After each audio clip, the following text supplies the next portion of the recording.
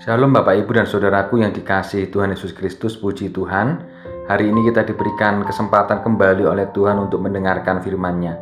Maka terimalah firman Tuhan yang terambil dari Matius ke-25 ayat yang ke-34 demikian. Dan raja itu akan berkata kepada mereka yang di sebelah kanannya, "Mari, hai kamu yang diberkati oleh Bapa-Ku, terimalah kerajaan yang telah disediakan bagimu sejak dunia dijadikan."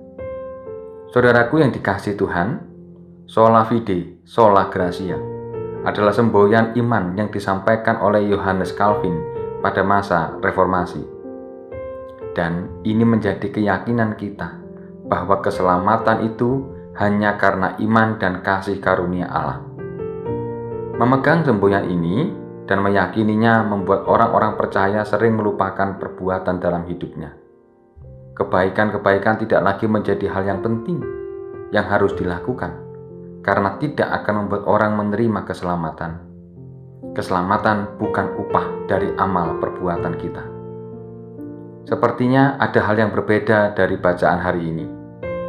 Pada pengadilan akhir akan ada upah bagi mereka yang sudah melakukan kebaikan dan sebaliknya.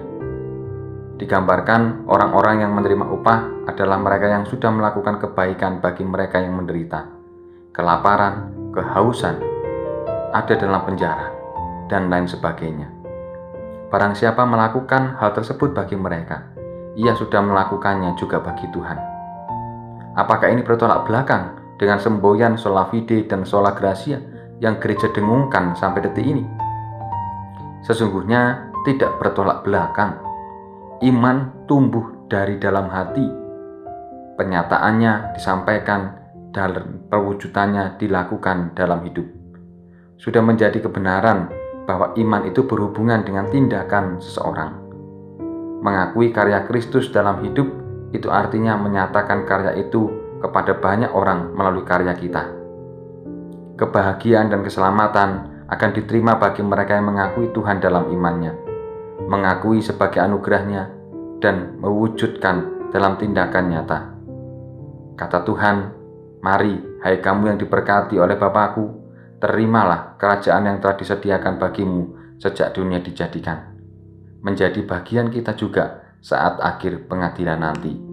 Maka mari saudaraku, kita menghidupi iman melalui perbuatan-perbuatan kita. Karena bagaimanapun juga, kita harus menyatakan cinta itu kepada semua orang. Cinta kasih Allah yang melebihi dari apapun patutlah didengar, patutlah dilihat, sehingga banyak orang menjadi pengikut-pengikutnya. Kiranya Tuhan menolong dan memberkati kita semua. Amin.